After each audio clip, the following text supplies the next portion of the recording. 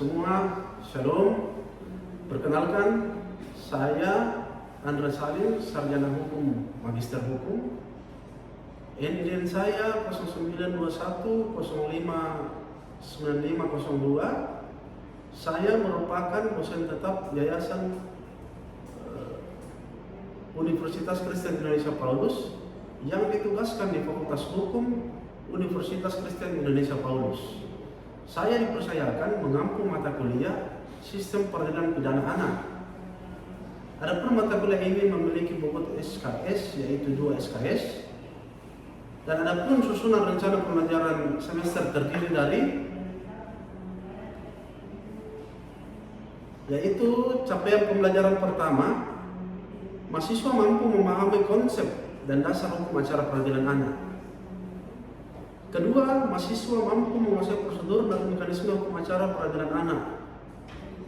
Ketiga, mahasiswa mampu menganalisis perlindungan hukum bagi anak dalam proses peradilan. Dan yang terakhir, keempat, mahasiswa mampu mengembangkan keterampilan praktik dan penanganan perkara anak. Sub CPMK atau kemampuan akhir tiap tahapan pembelajaran itu yang pertama, mahasiswa mampu menjelaskan konsep dasar hukum acara peradilan anak. Kedua, mahasiswa mampu mengidentifikasi dasar hukum yang mendasari peradilan anak di Indonesia. Ketiga, mahasiswa mampu menyebutkan prinsip-prinsip dasar yang mengatur peradilan anak. Keempat, mahasiswa mampu mengurai prosedur penanganan perkara anak di peradilan. Kelima, mahasiswa mampu menjelaskan tahapan-tahapan dalam proses peradilan anak. Keenam, mahasiswa mampu mengidentifikasi peran dan fungsi lembaga-lembaga terkait dalam peradilan anak. Ketujuh, mahasiswa mampu menganalisis hak-hak anak yang berhadapan dengan hukum. Kedelapan, mahasiswa mampu mengevaluasi perlindungan hukum yang diberikan kepada anak dalam proses peradilan. Kesembilan, mahasiswa mampu membandingkan perlindungan hukum anak di Indonesia dengan negara lain. Kesepuluh, mahasiswa mampu melakukan simulasi penanganan perkara anak di peradilan. 11, mahasiswa mampu menyusun dokumen hukum yang relevan dalam penanganan perkara anak. Dan terakhir, ke-12, yaitu mahasiswa mampu mempresentasikan hasil analisis kasus terkait peradilan anak. Demikian perkenalan dan deskripsi mata kuliah yang saya ampu. Berikut video cara saya mengajar di kelas. Sekian dan terima kasih.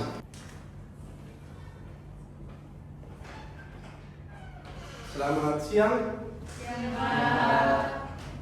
Salam sejahtera untuk kita semua. Assalamualaikum warahmatullahi wabarakatuh. Shalom. Jadi hari ini kita akan membahas terkait dengan sistem peradilan pidana anak. Jadi sistem peradilan pidana anak ini sudah diatur secara komprehensif dalam Undang-Undang Nomor 11 Tahun 2012. Dalam Undang-Undang Nomor 11 Tahun 2012 ini dia bersifat khusus atau lex spesialis, ya. Nah, dalam pertemuan kita kali ini kita akan membahas terkait dengan penyidikan, penuntutan, kemudian masuk pada peradilan di persidangan, dan terakhir adalah upaya hukum. Ya. Setelah itu masuk pada proses penuntutan, jaksa wajib mengajukan diversi. Diversi selanjutnya masuk pada tingkat pengadilan. Hakim juga harus mewajibkan diversi.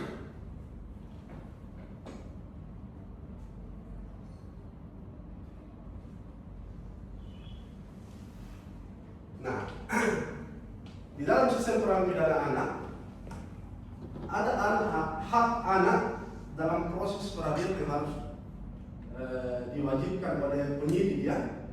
Yaitu yang pertama, anak itu tidak boleh ditangkap, tidak ditahan kecuali sangat diperlukan. Yang artinya bahwa dalam poin pertama ini, jika sangat diperlukan itu mengacu pada tindak pidana yang berat seperti pembunuhan. Itu sangat diperlukan, itu harus ditahan, ya. Kemudian kedua, dipisahkan dari orang dewasa. Nah, artinya ada lembaga khusus, ya, tempat anak ditahan. Kemudian tiga, dia wajib didampingi oleh orang tua atau wali.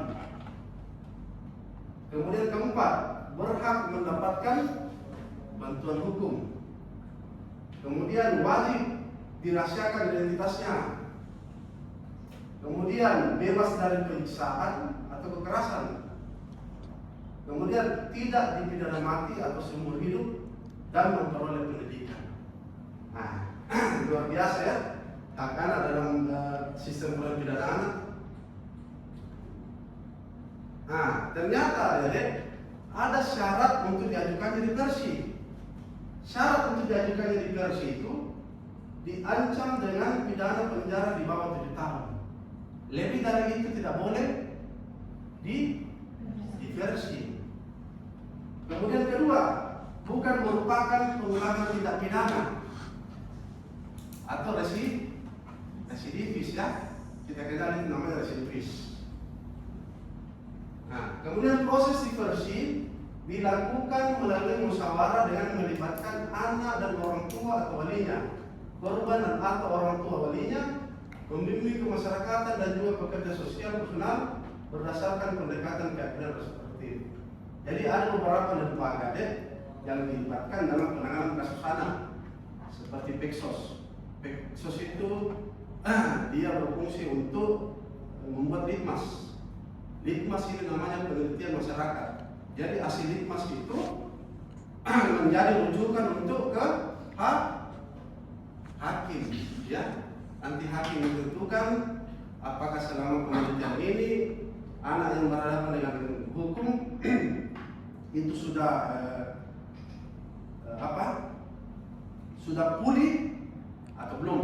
Kalau sudah pulih berarti diberikan pengurangan sanksi, ya. Pada prinsipnya diversi harus ada kesepakatan dari korban atau keluarga anak korban serta kesediaan anak dan keluarga, kecuali tindak pidana yang berupa pelanggaran seperti pelanggaran lalu lintas. Itu tidak perlu mengajukan diversi, dia secara otomatis lakukan diversi. Kemudian tindak pidana ringan, tindak pidana tanpa korban atau nilai kerugian korban tidak lebih dari nilai upah minimum provinsi setempat.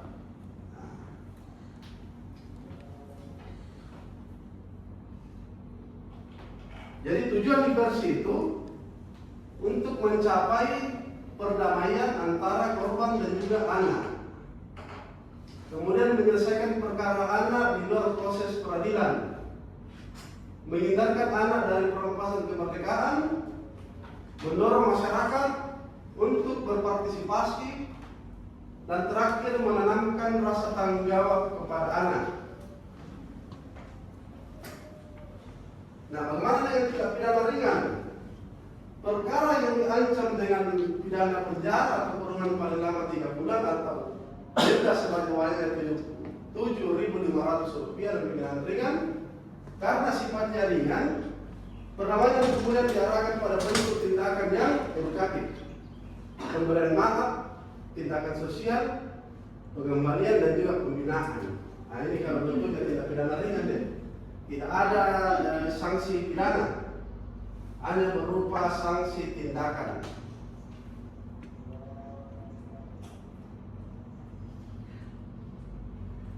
Nah, dalam proses penyidikan, ya, dalam proses penyelidikan anak yang berhadapan dengan hukum, penyidik wajib merahasiakan identitas dari anak, ya, tidak boleh dimasukkan di sosial media, tidak boleh diekspos di sosial media mukanya, kemudian tidak menggunakan atribut.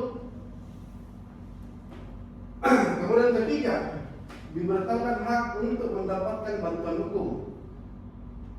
Kemudian hak bebas dari siksaan, hak hubungan keluarga, register khusus, koordinasi penyidik dan penuntut umum 1 kali 24 jam. Nah, bagaimana pula koordinasi yang tepat antara penyidik dan penuntut umum?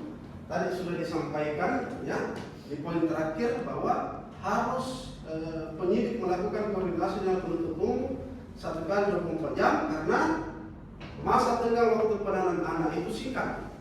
Berbeda dengan tindak pidana orang dewasa yang dalam KUHP, dalam KUHP itu sanksinya itu dipotong masa penahanannya 1/2. Ya, jadi seumpamanya misalnya dalam tindak pidana orang dewasa itu dalam proses penyidikan di kepolisian, kalau saya tidak salah penahanannya itu di tingkat kepolisian 60 hari. Berbeda dengan sistem pidana anak itu dipotong 1/2 dia. Kalau saya tidak salah di anak itu di tingkat kepolisian hanya 15 hari. Kemudian masuk pada tingkat kejaksaan penuntut umum itu 10 hari. Kemudian masuk di persidangan hanya 15 hari. Berarti totalnya 40 hari ya. Semua singkat sekali.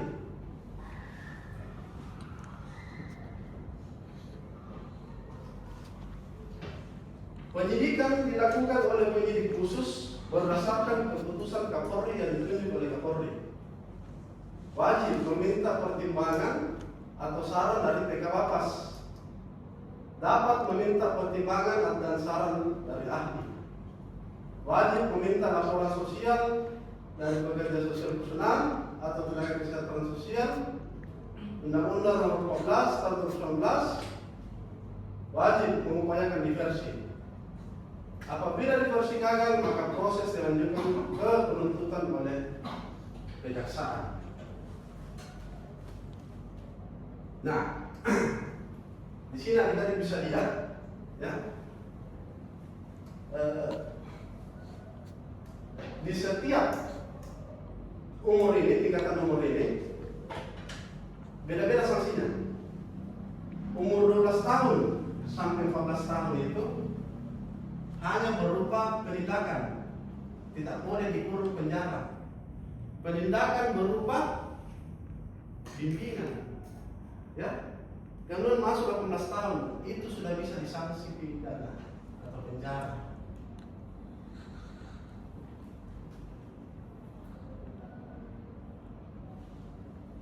Nah, ini tindakan penyidik ini meliputi penyitaan, kemudian penangkapan 1 kali 24 jam itu wajib dilakukan. Kemudian penahanan dan juga penggeledahan. Ini tindakan penyidik ini dalam sistem pidana.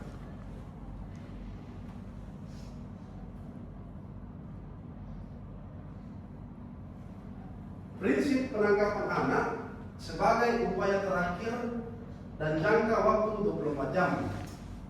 Bebas dari penyiksaan, penghukuman, atau perlakuan kejam lainnya. Adanya bukti permulaan yang cukup.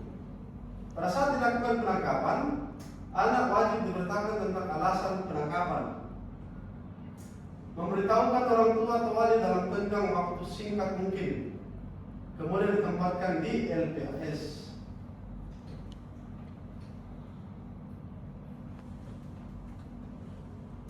Nah, penahanan, hak-hak anak dalam penahanan itu wajib dipisahkan dari orang dewasa. Kedua, memperoleh bantuan hukum, pendampingan dari orang tua, wali, orang lain yang dipercaya. Kemudian berhak mendapatkan pendidikan. Syarat penahanan anak telah berusia 14 tahun atau lebih yang diduga melakukan tindak pidana diancam pidana 7 tahun atau lebih. Adanya bukti permulaan yang cukup. Kemudian terakhir, adanya kekhawatiran anak akan melarikan diri, menghilangkan atau merusak barang bukti dan atau mengulangi tindak pidana.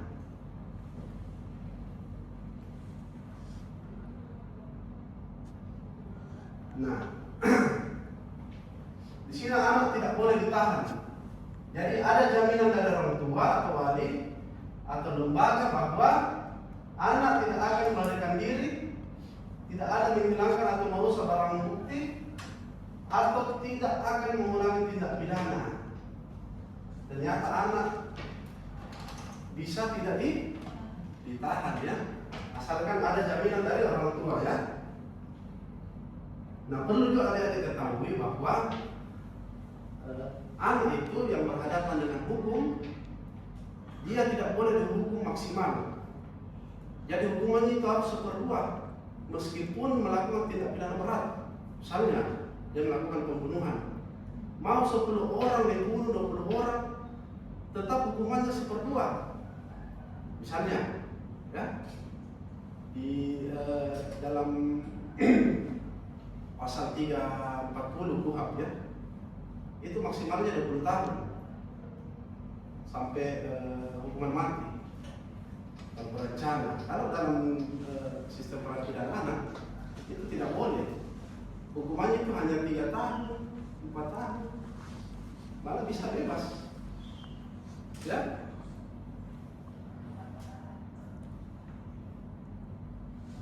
Nah, tempat penahanan anak di LPS selama proses peradilan berlangsung. Apabila LPS tidak atau belum tersedia, penahanan anak dapat dilakukan di LPKS setempat.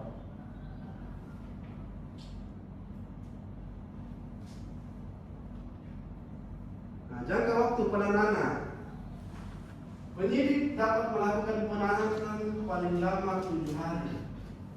Perpanjangan penahanan oleh penuntut umum paling lama 8 hari. Singkat sekali adik-adik, berbeda dengan KUHP ya.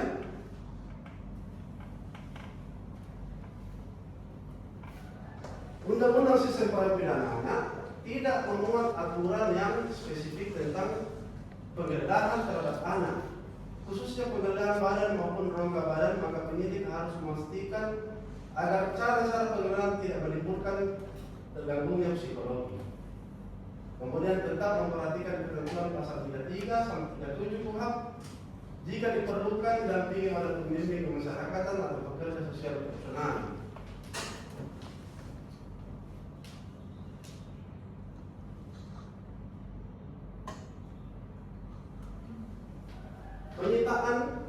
Penetapan pengadilan mengenai penyitaan barang bukti dalam perkara anak harus ditetapkan paling lama 2 hari. Prosedur tetap mengacu pada pasal 38 sampai 46 KUHP. Tetap mengacu pada KUHP ya.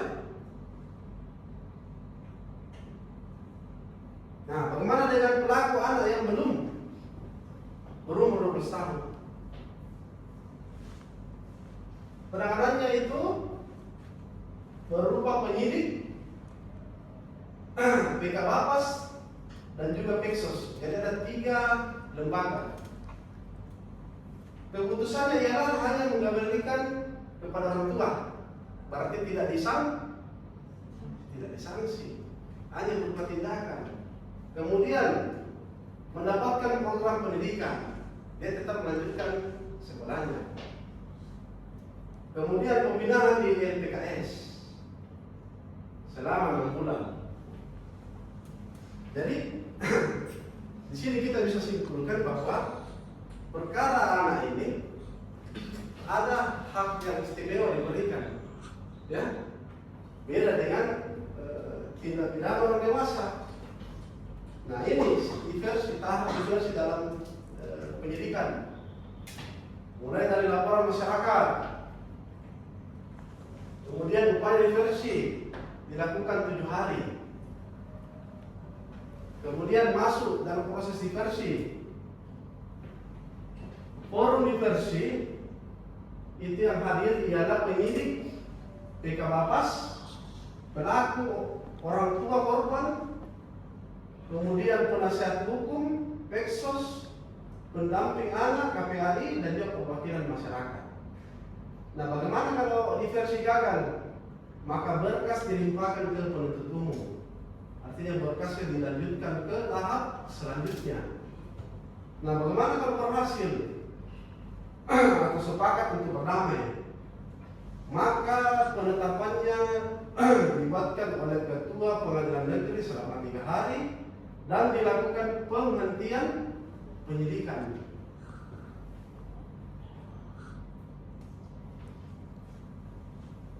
Nah, penuntutan, penelitian berkas perkara, kemudian berkas perkara lengkap, maka P21 penyidik wajib menyerahkan tanggung jawab tersangka dan barang bukti tahap 2 kepada penuntut umum. Anak wajib didampingi oleh orang tua atau wali dan penasihat hukum. Penyidik melampirkan berita acara diversi dan laporan penelitian kemasyarakatan.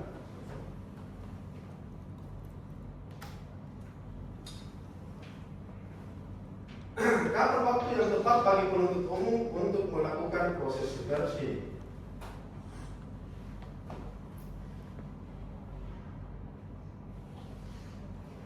Penuntut umum dapat melakukan penahanan paling lama 5 hari dan perpanjangan penahanan oleh hakim PN paling lama 5 hari.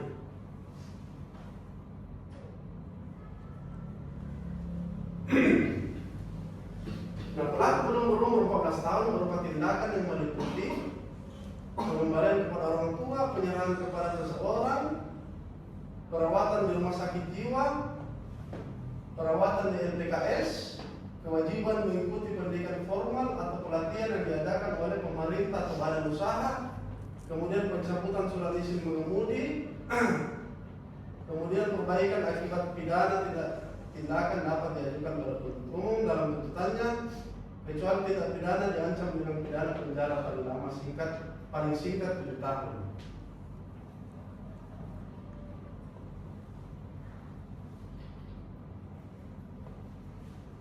Nah, sekarang sampai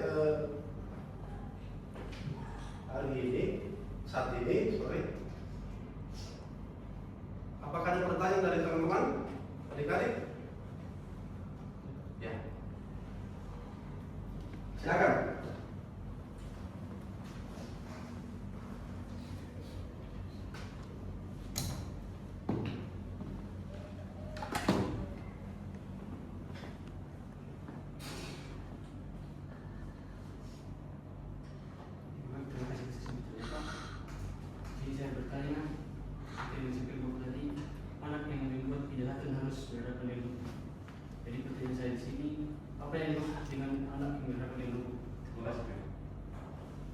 Jadi tadi saya sudah sampaikan ya bahwa apa yang dimaksud dengan anak yang berhadapan dengan hukum.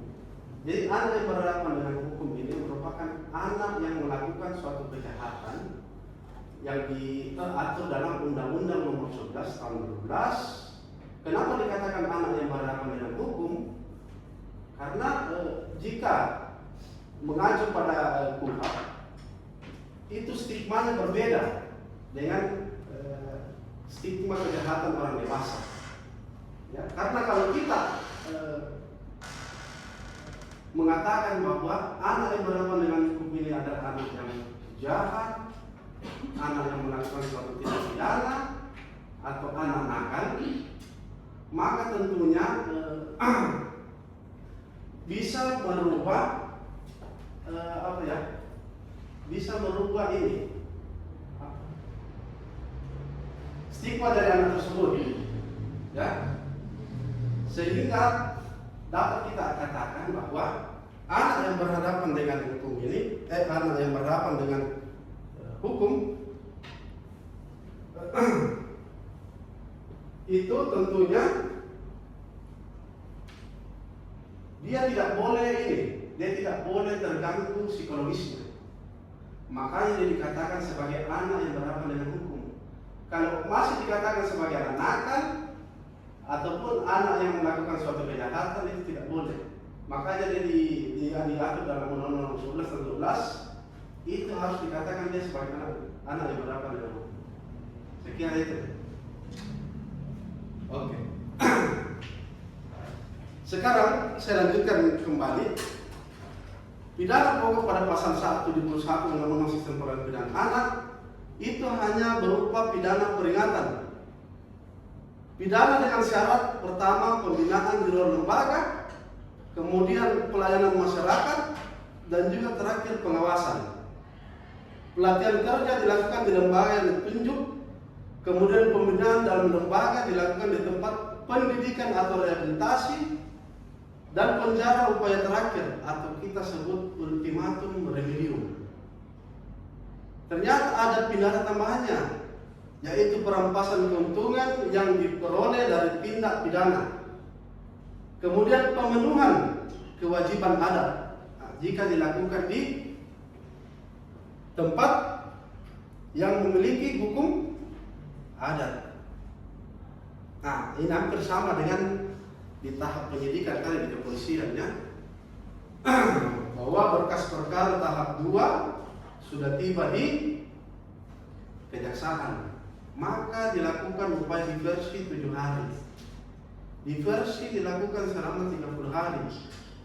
Forum mediasi restoratif justice, diversi ini dihadiri oleh penuntut umum, PK Bapas, pelaku, orang tua korban, orang tua penasihat hukum, eksos, tenaga kesejahteraan sosial, pendamping anak atau KPAI, kemudian terakhir perwakilan masyarakat.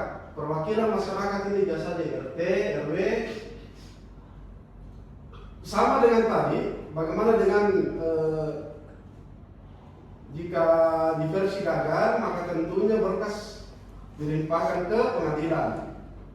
Kemudian kalau berhasil atau sepakat, maka penetapan ketua pengadilan selama 3 hari untuk dilakukan penghentian penuntutan.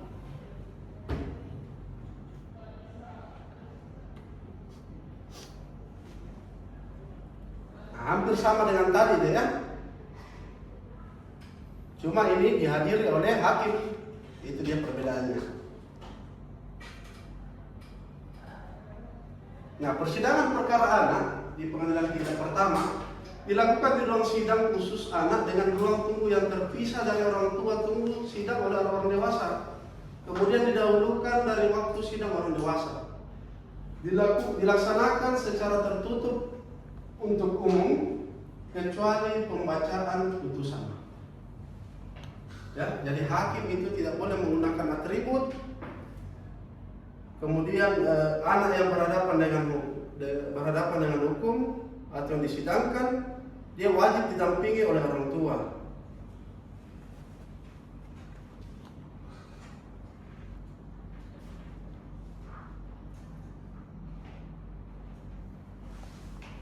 Nah, dalam putusan ada yang berhadapan dengan hukum, hakim wajib mempertimbangkan hasil litmas atau penelitian masyarakat.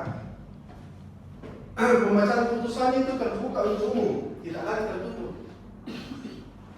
Petikan putusannya diberikan pada hari putusan diucapkan. Salinan putusan paling lama 5 hari. Bagaimana dengan upaya hukumnya? Kalau upaya hukumnya ini hampir sama dengan hampir merujuk dalam kitab undang hukum acara pidana, ya, hampir sama dengan tindak pidana orang dewasa. Upaya hukumnya, upaya hukum meliputi banding, kasasi. Nah, saya kira ini tidak perlu saya jelaskan ya, nanti adik-adik baca dalam KUHP. Nah, sekarang saya mau tanya, apa yang dimaksud dengan diversi? Oke, silakan.